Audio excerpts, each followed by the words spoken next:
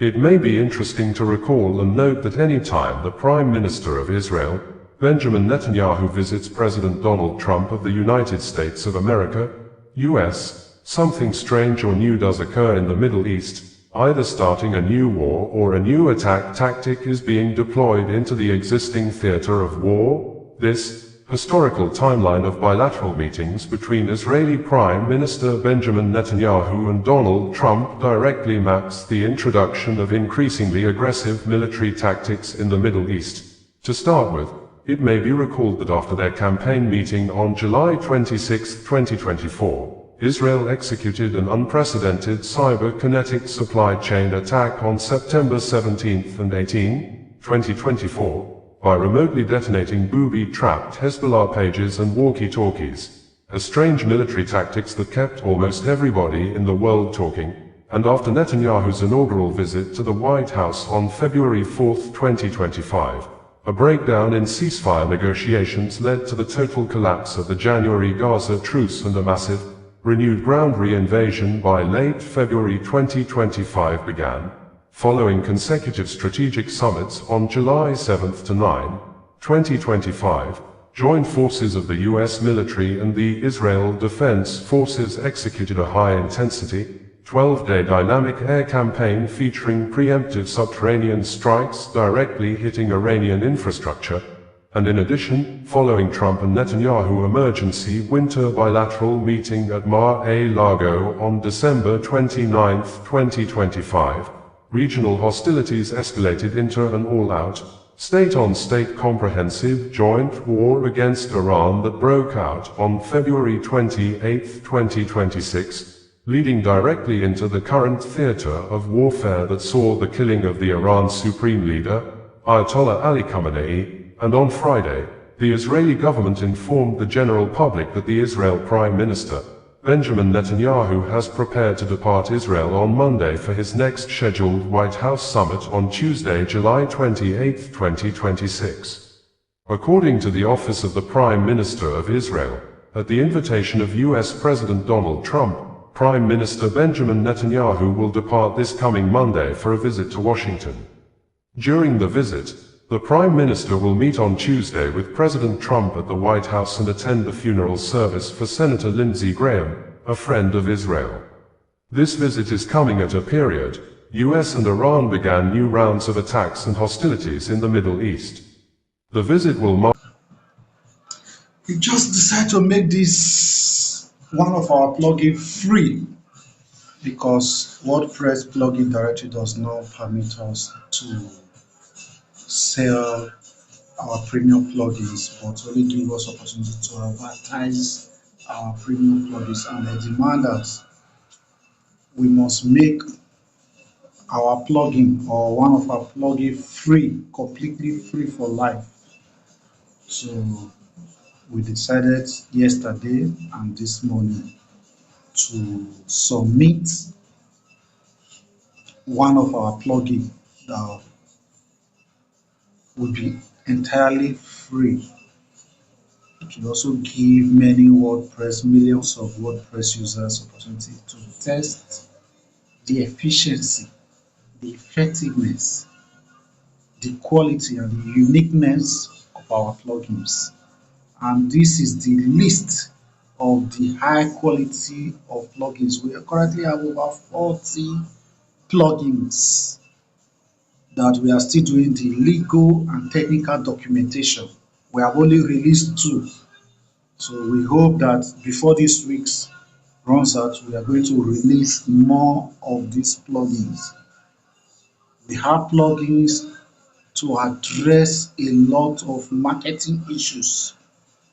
not only for news and all that. For you that run e-commerce, you run a business, you are looking for a digital licensing hub,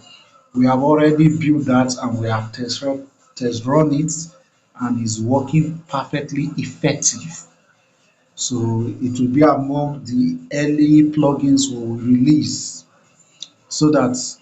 businesses across the world, you can be able to sell your digital goods to your customer and have 100% full control of it. Even though somebody breach into your identifier and use your digital assets. This you have full control of it to deactivate or reactivate or approve pending when you are satisfied that the person has met up with the monetary obligations. And this plugin is universal and globally. Anywhere you are in the world, all you just need to do is to check the payment store, the storefront, any of the e-commerce that can deliver digital goods and Software engineering and media firm Osizuwakonedo Limited has announced the global release of its new server layer database utility, the Osizuwakonedo Dynamic Autoload Optimizer, version 2.1.0, engineered as a premium, high-value must-use (MU) plugin. The software addresses one of the most widespread yet invisible performance bottlenecks plaguing modern digital publishing: the accumulation of orphan configuration data within the core WordPress database structure. The software targets large-scale web architectures, news networks, corporate platforms, and search engine optimization (SEO) agencies that suffer from unexplainable mobile lag, high bounce rates, and random server crashes during traffic spikes. While traditional web optimization tools focus on front-end patches like file caching, CDN integration, and image lazy loading, the Osizuwakonedo engine targets the server-side database configuration layers where initial loading speeds are decided. Every standard page request on a WordPress site initializes a database query that automatically reads every option row tagged for initialization and dumps it directly into the server's active RAM memory before web content or text grids can even render.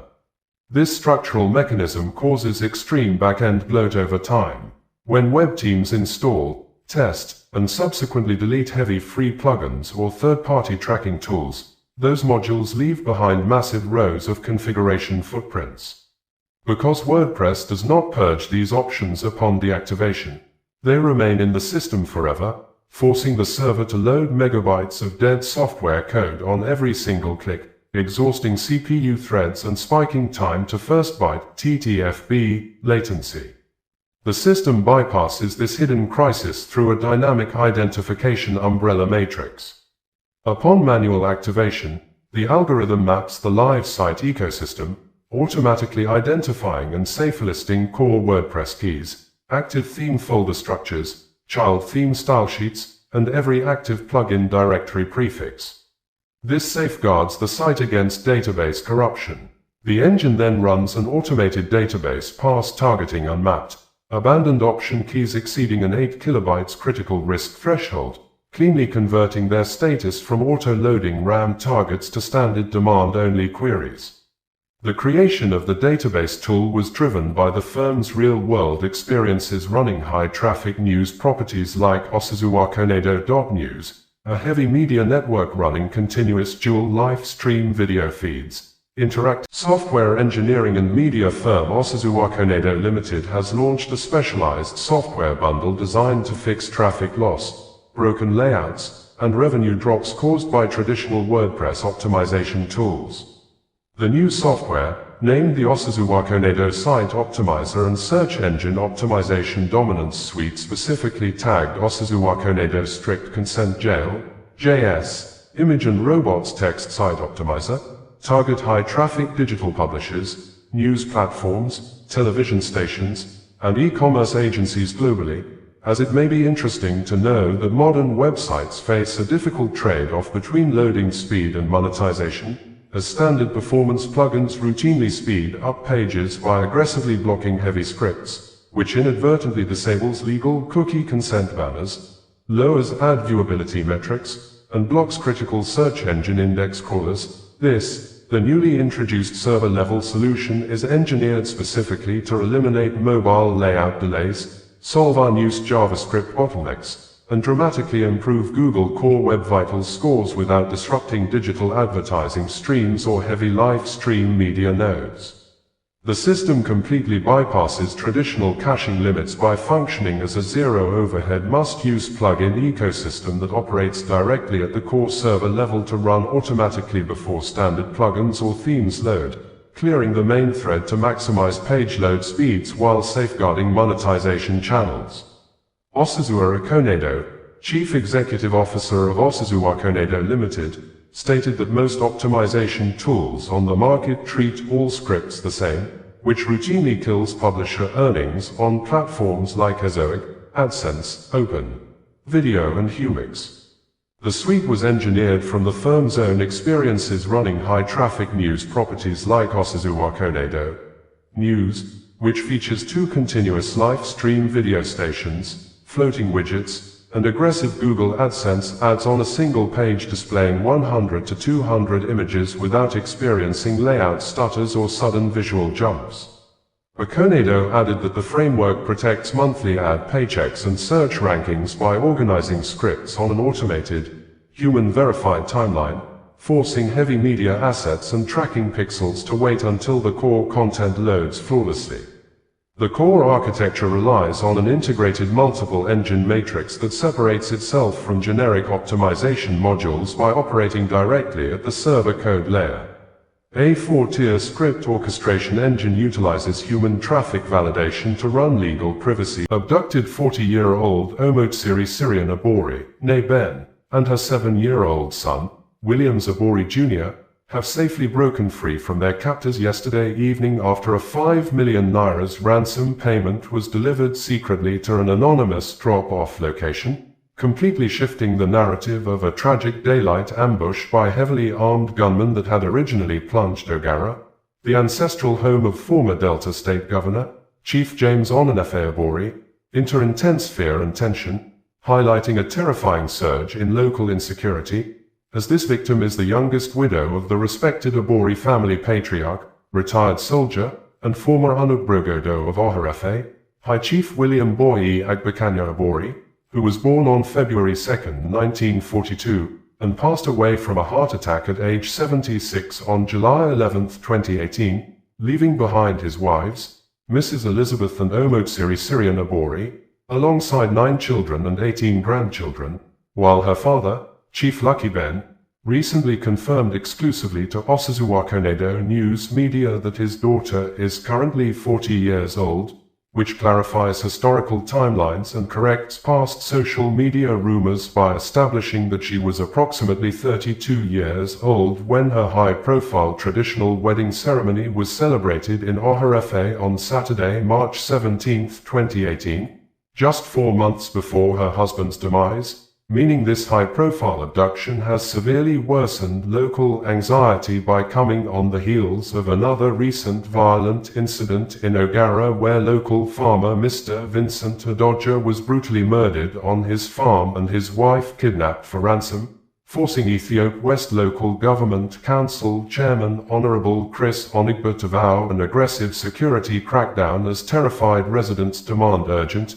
decisive tactical intervention from the police command to halt the growing criminal epidemic, though a wave of deep relief has swept through the family space after a close source confirmed the breakthrough directly via an urgent text message stating that they have gone to drop the ransom and she has been released to them, following aggressive backdoor negotiations that forcefully broke down the heavily armed gang's initial staggering 150 million naira ransom demand. The victims regained their freedom yesterday night after the family successfully delivered a 5 million naira ransom payment to the kidnappers. The breakthrough was confirmed through an urgent message sent by a close family source to Osazuwa Akonedo, expressing immense relief as the ordeal came to an end.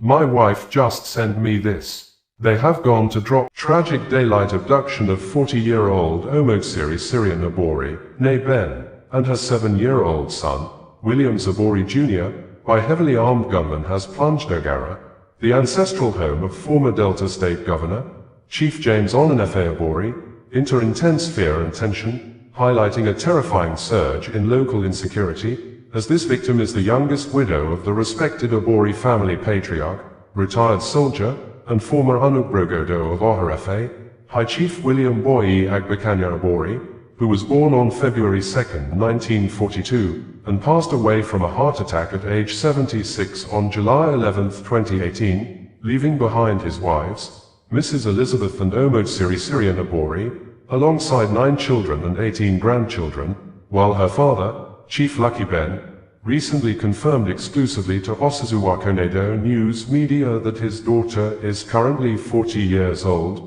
which clarifies historical timelines and corrects past social media rumors by establishing that she was approximately 32 years old when her high-profile traditional wedding ceremony was celebrated in Oharefe on Saturday, March 17, 2018, just 4 months before her husband's demise, meaning this high-profile abduction has severely worsened local anxiety by coming on the heels of another recent violent incident in Ogara where local farmer Mr. Vincent Adoja was brutally murdered on his farm and his wife kidnapped for ransom, forcing Ethiopia West Local Government Council Chairman Honorable Chris Onigba to vow an aggressive security crackdown as terrified residents demand urgent, decisive tactical intervention from the police command to halt the growing criminal epidemic.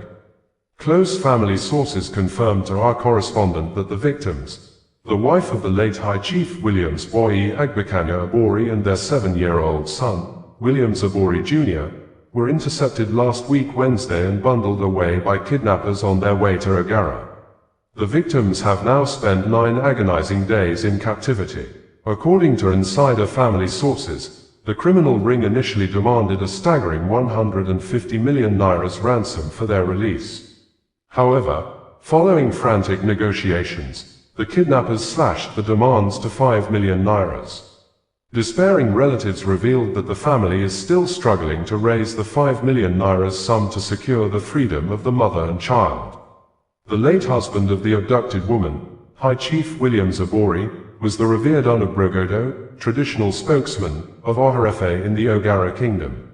A retired soldier and a member of the Delta Africa Network for Environment and Economic Justice, ANEJ has expressed deep concern over the acquittal of former Nigerian Minister of Petroleum Resources, Mrs. Dizani Alison Madueke, by a United Kingdom court, describing the verdict as a troubling moment for the global fight against corruption, illicit financial flows IFFs, and impunity, a statement that follows the June 17, 2026, ruling at the Southwark Crown Court in London, where a jury cleared Alison Madueke of all 6 bribery charges brought against her by the UK's National Crime Agency, NCA, after a 5-month trial and 46 hours of deliberation, while her co-defendants, oil executive, Olutimbo Oyinde and her brother, Doya Gama, were also acquitted, bringing a dramatic end to a saga that began more than a decade ago, a development that prompted ANEJ to take immediate action today,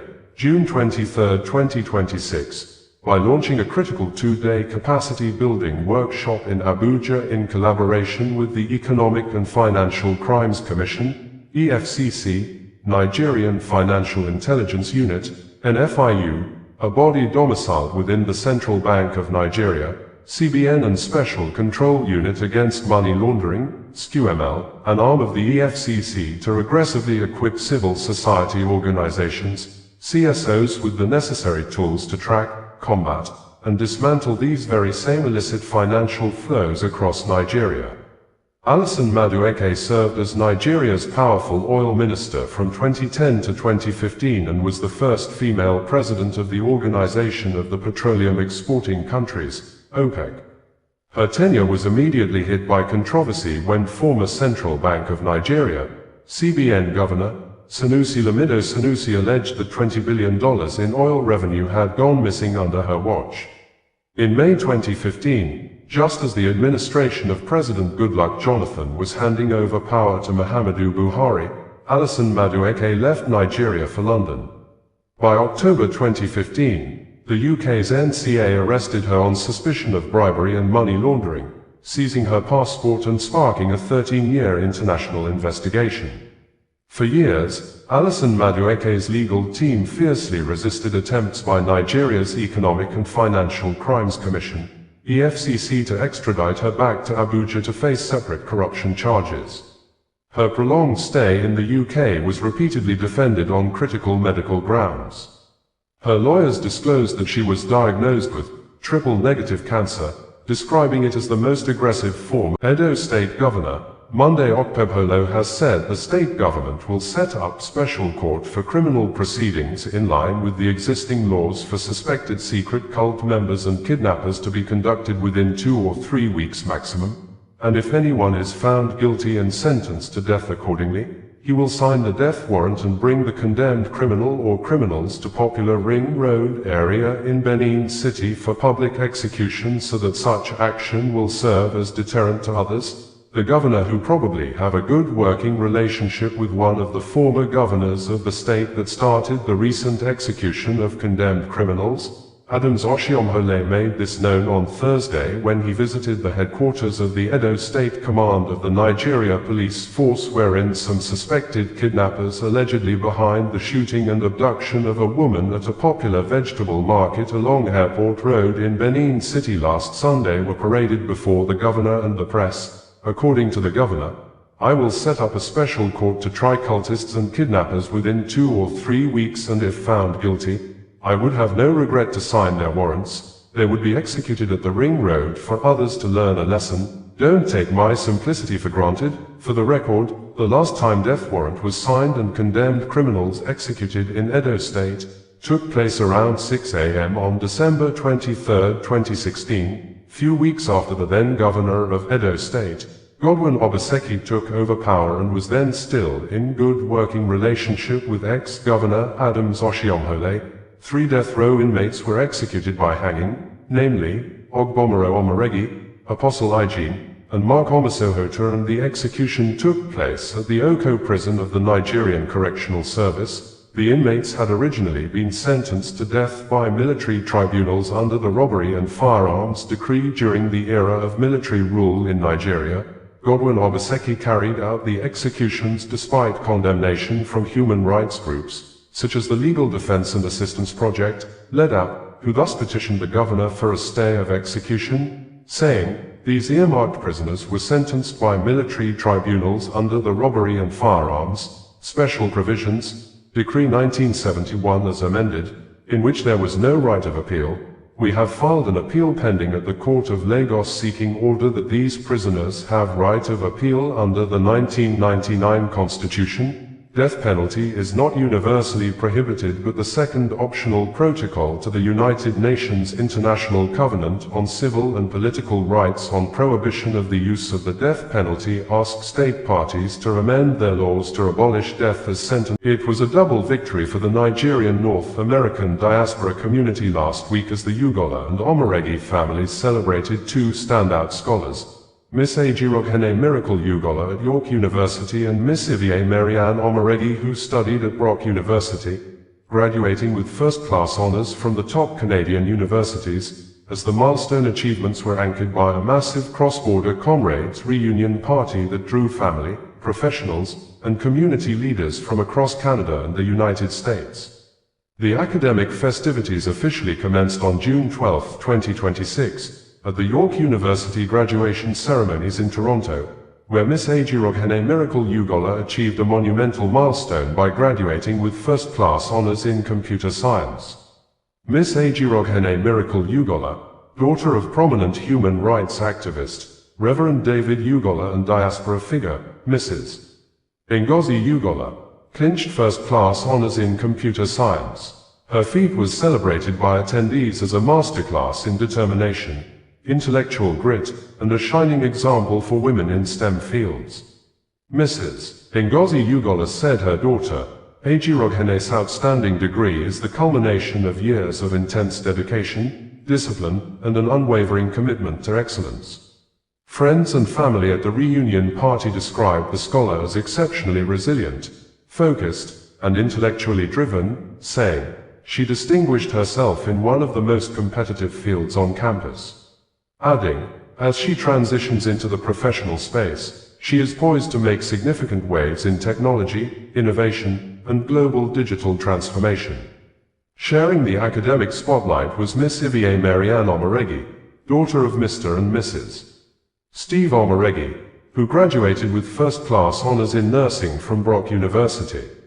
In recognition of her stellar character, academic record, and community impact, Omaregi was also awarded the prestigious Spirit of Brock Medal, a high-level distinction celebrating her campus leadership and commitment to service. The double milestone brought together notable diaspora figures and community pillars, including civil society leader Comrade David Ugola, Jude Mofunai and his wife, Edna, engineer Richard Amode and his wife, Barbara, surveyor Efik, and Afosa Akanjide Kiyode Iasere. Following the formal university ceremonies, the Omoregi family hosted a grand reception in Toronto featuring vibrant music, exceptional hospitality, and intercessory prayers led by engineer Amode.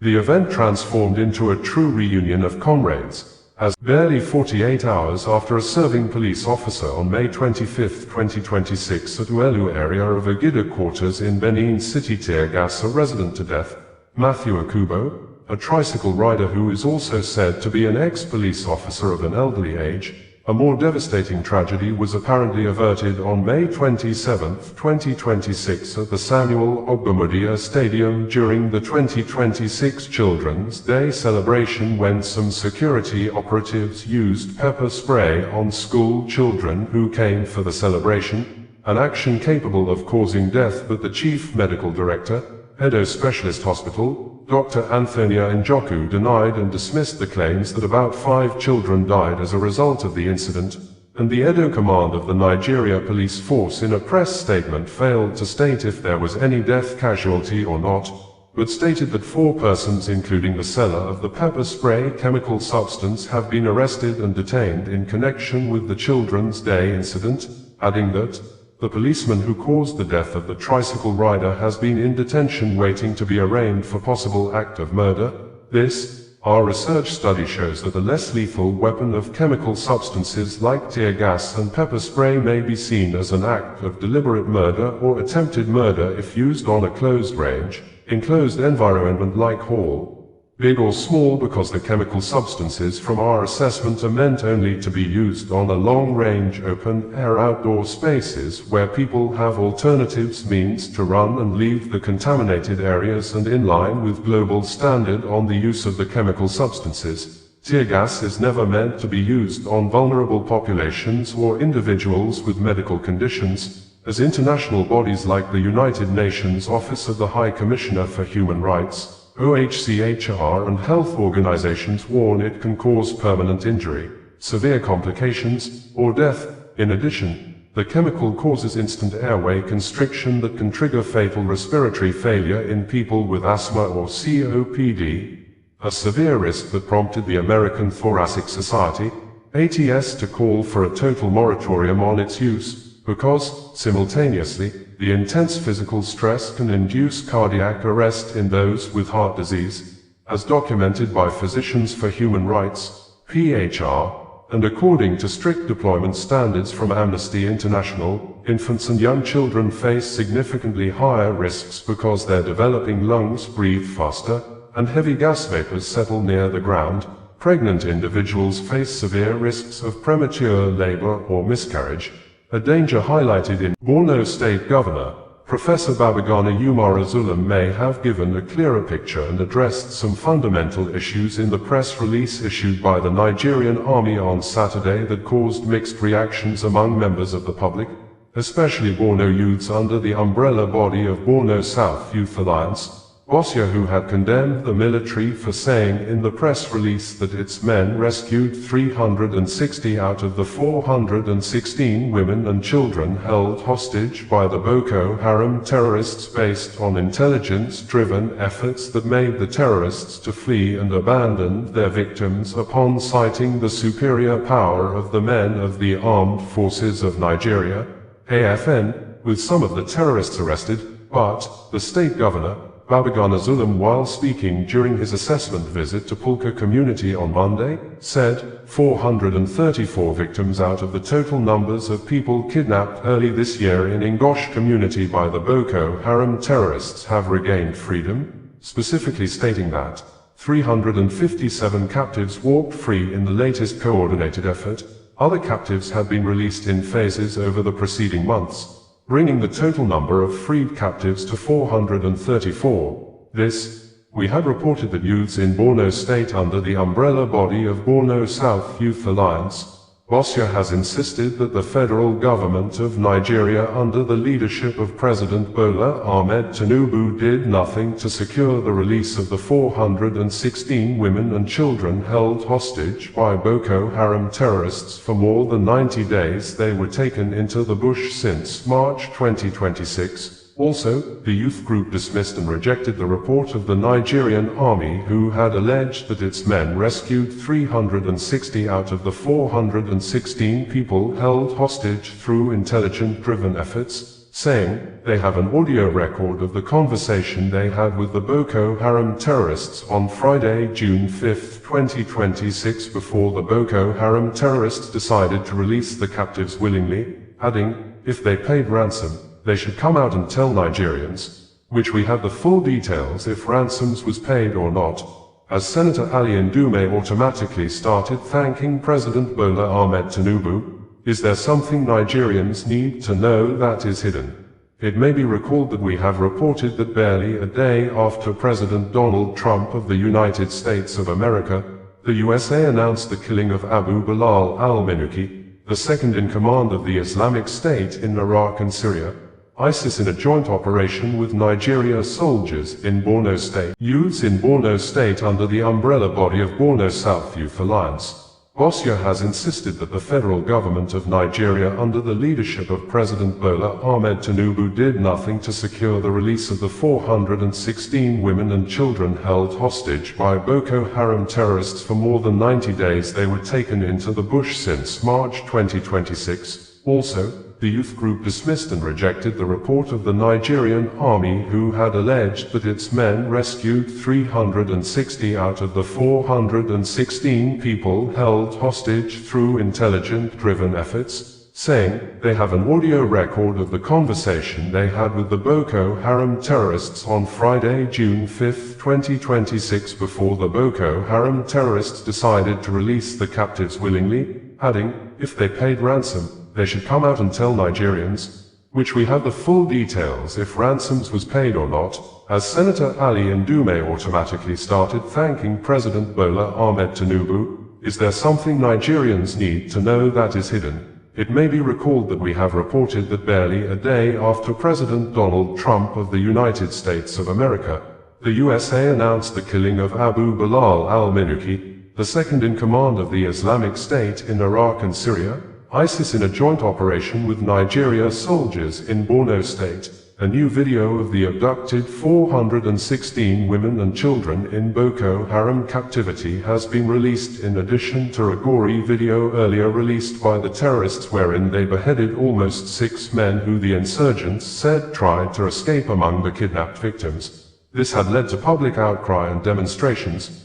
but according to Punch newspaper, protesters are reportedly denied the rights to protest in Maiduguri, the Borno state capital, saying, the army reportedly deployed tanks and heavily armed personnel to Filling Polo, the venue of the recent planned protest, forcing the demonstrators to withdraw, quoting Samela Kaigama, leader of the protesters, as saying, the atmosphere created by the military deployment made it impossible for citizens to continue with the demonstration, that the development is deeply disturbing in a constitutional democracy. It may also be recalled that we had reported that President Bola Ahmed Tinubu of Nigeria may have kept mute since more than 48 hours. A faction of the Boko Haram terrorists showed off 416 people, mostly women and children, kidnapped and held hostage when the members of the Jama'atu Ali Sunnah Lidawati wal Jihad, JAZ, launched a large-scale combat actions between 4th to the 6th of March 2026 against the men of the armed. Lebanon is a sovereign country that has been a founding member of the United Nations since 1945,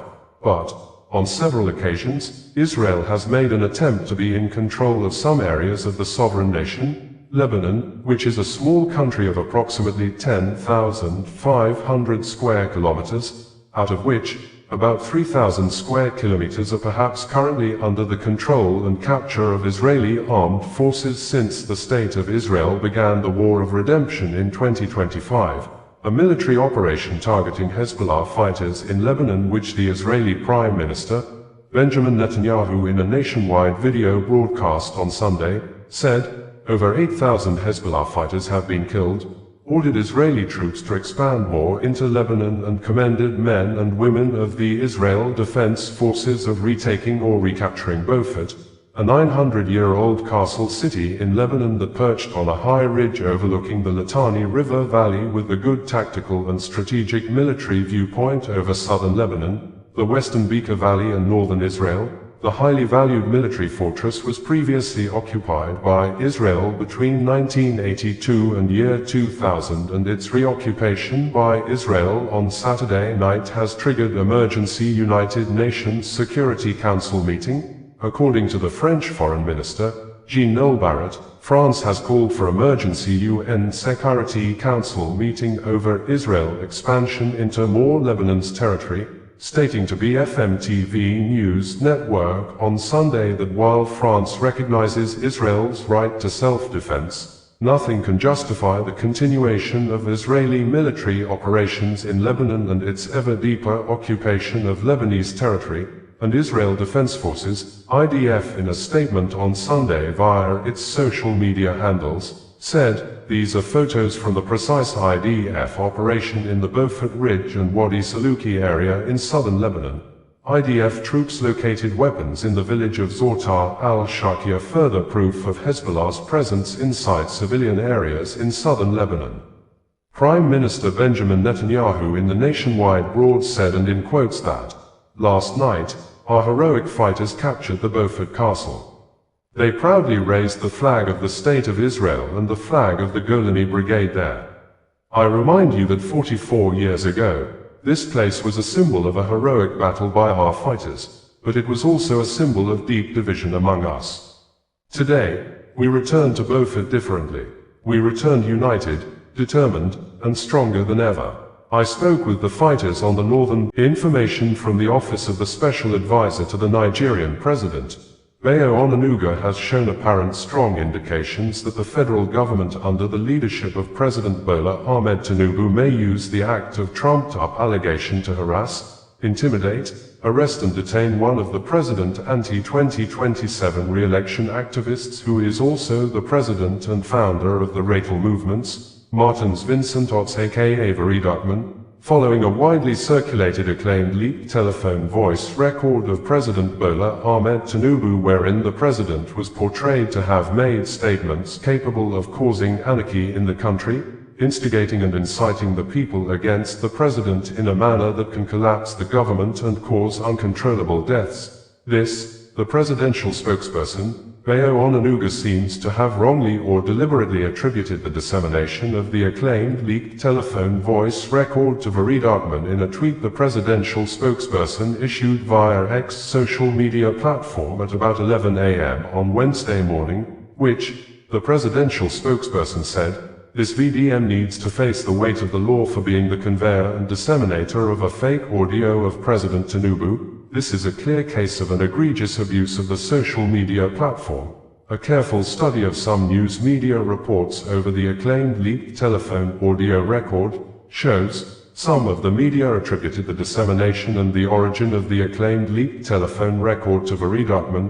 but none of the media companies was able to satisfy the basic principles or standards of news writing and publishing, which requires the media companies to provide or state when and where Fareed Ackman disseminated such information, an action that shows there may be high-level conspiracy to arrest and keep the anti-government activist in a perpetual detention till after 2027 general elections, with possible trumped-up allegations of treasonable count charges or alleged acts to endanger national security. For the purpose of clarity, trumped-up allegation, according to Cambridge Online Dictionary, it is an allegation that is deliberately based on false information so that someone will be accused of doing something wrong and punished. Our investigation indicates that a video published by Fareed Ackman via his Instagram account on Tuesday, May 26, 2026 about President Bola Ahmed Tinubu 2023 pre-election campaign promises, wherein the president had said if he does not give Nigerians stable power or electricity supply in his first 4 years in office, the people should not vote for him for the second time. The video published by Fareed Ackman while in China seems to be the one Nephew, bringing you the news in a more digital way.